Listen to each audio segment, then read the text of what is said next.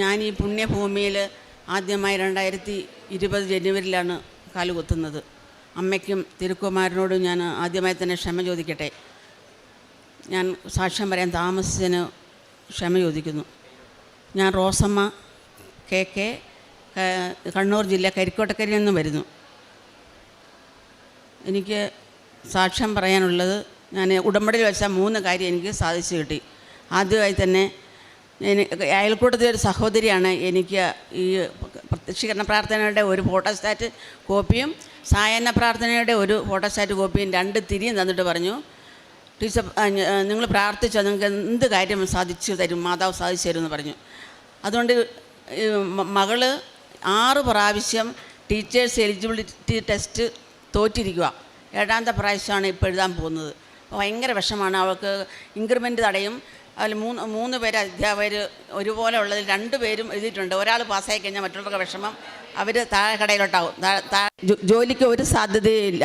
അങ്ങനെയുള്ള സമയത്ത് ഞാൻ മാതാവിനോട് അവർ തന്ന ഈ പ്രാർത്ഥന 5:30 കേട്ടിരുന്ന് കരഞ്ഞ് പ്രാർത്ഥിക്കുമായിരുന്നു. അവളോട് ഞാൻ പറഞ്ഞു അവളും കൂടി പ്രാർത്ഥിക്കും. അങ്ങനെ പ്രാർത്ഥിച്ച് 7ാമത്തെ പ്രാവശ്യം അവൾ ആ ടെസ്റ്റ് മാതാവ് അവൾക്ക് പാസ്സാക്കി കൊടുത്തു. അത് തന്നെയല്ല, അവൾ 2 UP ക്ലാസ്സിലെ ടെസ്റ്റും കൂടെ എഴുതിയായിരുന്നു. പഠിച്ചിട്ടൊന്നുമില്ല, ഒന്നും പഠിച്ചിട്ടില്ല. അപ്പോൾ അവൾ പരീക്ഷ സെൻറ്ററിൽ തന്നെ വിളിച്ച് ചോദിച്ചു, അമ്മേ ഞാൻ ഈ പരീക്ഷ എഴുതണോ, പോരട്ടെ എന്ന് പറഞ്ഞാൽ, വേണ്ട നീ അറ്റൻഡ് ചെയ്തോ, അടുത്ത വർഷത്തെ ക്വസ്റ്റ്യൻ പേപ്പർ ആയല്ലോ, നീ അറ്റൻഡ് ചെയ്തോ എന്ന് പറഞ്ഞു. അങ്ങനെ അവൾ റിസൾട്ട് അറിഞ്ഞപ്പം അവളുടെ പരീക്ഷയ്ക്ക് ജയിക്കുകയും ചെയ്തു. ബോണസായി മാതാവ് UP ക്ലാസ്സിലെ ടെസ്റ്റും പാസ്സാക്കി കൊടുത്തു. ഈ അവസരത്തിൽ ഒത്തിരി നന്ദിയോട് ഓർക്കാണ് അമ്മ ചെയ്ത ഉടമ്പടി. അത് 6 വർഷമായിട്ട് തന്നെ 6 പ്രാവശ്യം കേട്ടറ്റ് പരീക്ഷ എഴുതിയിട്ട് റിസൾട്ട് തോറ്റ ഒരവസ്ഥയിലായിരുന്നു. അങ്ങനെ ഇരുന്നപ്പോഴാണ് അമ്മ ഉടമ്പടി ചെയ്ത് പ്രാർത്ഥിച്ചത്. അതിൽ 7ാം പ്രാവശ്യം എഴുതി കഴിഞ്ഞപ്പോൾ എനിക്ക് പാസ്സാവാൻ പറ്റി. അതുപോലെ തന്നെ UP സെക്ഷനിൽ കേട്ടറ്റ് 2 കൂടി പാസ്സാകാനുള്ള വലിയൊരു അനുഗ്രഹം തന്ന് വലിയൊരു അനുഗ്രഹമായി എനിക്കത് തോന്നി. പിന്നീട് ഞങ്ങൾ 8 വർഷമായി ഞങ്ങളുടെ അതിലുള്ള റോഡ് പിന്നെ പഞ്ചായത്ത് ഏറ്റെടുത്ത് ടാറിങ് തരേണ്ടതാണ്. മെയിൻ റോഡിലൊരു ചേട്ടൻ ഒപ്പിട്ട് തരികയില്ല, പ്രൈവറ്റ് റോഡായതുകൊണ്ട് ഒപ്പിട്ട് തരികയില്ല. ഞാൻ ഇന്നും മാതാവിനോട് റോഡിൽ ഇറങ്ങുമ്പോഴും ചവിട്ടുമ്പോഴും ഒക്കെ പ്രാർത്ഥിക്കും എനിക്ക് മാതാവേ എനിക്ക് ഈ റോഡൊന്ന് ടാർ ചെയ്യാനുള്ള കൃപ ചെയ്ത് തരണേന്ന്. അങ്ങനെയായി ആ ചേട്ടനോട് എത്ര ചോദിച്ചിട്ടും ചേട്ടൻ ഒപ്പിട്ട് തരികയില്ല. പിന്നീട് വേറൊരു ചേട്ടൻ അപ്പുറത്തെ സ്ഥലത്തൂടെ റോഡ് മേടിച്ച് ഞങ്ങളുടെ റോഡുമായിട്ട് ടച്ച് ചെയ്ത് തന്ന് പഞ്ചായത്ത് ഏറ്റെടുത്തിപ്പം അത് ടാർ ചെയ്തിട്ടില്ല. അത് മാതാവ് ചെയ്തു തരുമെന്ന് വിശ്വസിക്കുന്നു.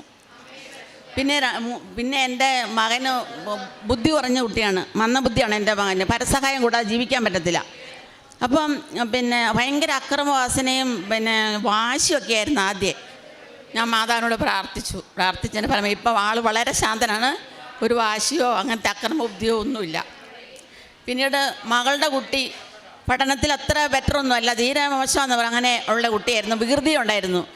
അവളൊക്കെ ഞാൻ സമർപ്പിച്ച് പ്രാർത്ഥിച്ചു. അവൾക്ക് ഇപ്പോൾ അവൾ ക്ലാസ്സിൽ 1ാമതായി. അവളുടെ വികൃതിയെല്ലാം പോയി. 8ാം ക്ലാസ്സിൽ ഫസ്റ്റായിട്ട് അവൾ ജയിക്കുകയും ചെയ്തു. ഇപ്പോഴും അവൾ നല്ല മിടുക്കിയായിട്ട് മാതാവ് അവളെ സംരക്ഷിക്കുന്നു. പിന്നീട് എനിക്ക് അത്ഭുതം എന്ന് പറയുന്നത് എന്താ വെച്ചാൽ, ഞാൻ പിന്നെ എനിക്ക് 20 വർഷമായി തൈറോയിഡിൻ്റെ ഓപ്പറേഷൻ ചെയ്തതായിരുന്നു. ഇപ്പോൾ ഈ 2-3 വർഷത്തിനിടെ വീണ്ടും ഒരു മുഴ തൊണ്ടയിൽ, അത് വളർന്നുകൊണ്ടേയിരിക്കുക. ഡോക്ടറെ കാണിച്ചു.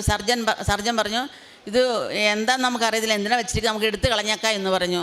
ഞാൻ എന്നിട്ട് ഇനി നോക്കാം, ഒരു 5-6 മാസം കൂടെ നോക്കാം, എന്നിട്ട് അടുത്ത പ്രാവശ്യം ടെസ്റ്റ് ചെയ്തിട്ട് നമുക്ക് വേണ്ട പോലെ ചെയ്യാമെന്ന് പറഞ്ഞു. ഞാൻ വീട്ടിൽ വന്നിട്ട് 5-6 മാസം 6-7 മാസമായപ്പോഴത്തേനും ഇത് വളരുന്നുണ്ട്, നല്ലോണം വളരുന്നുണ്ട് തൊണ്ടയിൽ.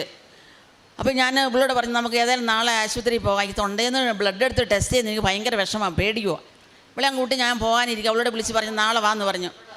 അപ്പം ഞാൻ ഏതായാലും ആശുപത്രി പോകുന്നല്ലേ മാതാവേ, എൻ്റെ തൊണ്ടയ്ക്ക് നാളെ ബ്ലഡ് ടെസ്റ്റ് ചെയ്യുമ്പം വേദന എടുക്കില്ലെന്നെല്ലാം പറഞ്ഞ് ഞാൻ നേർച്ച വസ്തുവായ തേനെടുത്ത് ഞാൻ ഇങ്ങനെ കരഞ്ഞുകൊണ്ട് പ്രാർത്ഥിച്ചു മാതാവിനോട്, തേൻ തൊട്ടിട്ട്.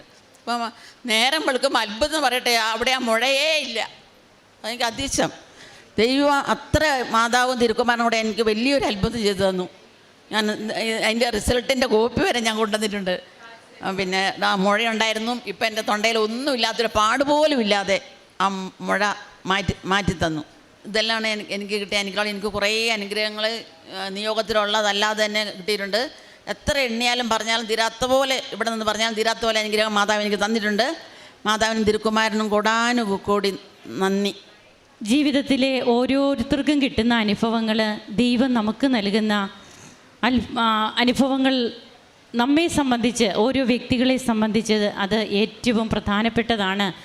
തങ്ങളുടെ മകളുടെ എക്സാം എലിജിബിലിറ്റി ടെസ്റ്റ് അത് 6 പ്രാവശ്യം എഴുതി, എന്നാൽ ഫെയിലാകുന്നു. പിന്നീട് ഉടമ്പടിയിൽ അത് നിയോഗമായി വെക്കുകയും പിന്നീട് എങ്ങനെയാണ് ഈ മകൾക്ക് അതിന് പാസ്സാകാൻ സാധിക്കുന്നു, അതുപോലെ തൻ്റെ രോഗസൗഖ്യം വഴി, ഒത്തിരിയേറെ തടസ്സമായി കിടന്നിരുന്ന വഴി, അതിനൊക്കെ എങ്ങനെയാണ് ഉടമ്പടി നേർച്ച വസ്തുക്കളിലൂടെ അതൊക്കെ ലഭിക്കുന്നത്.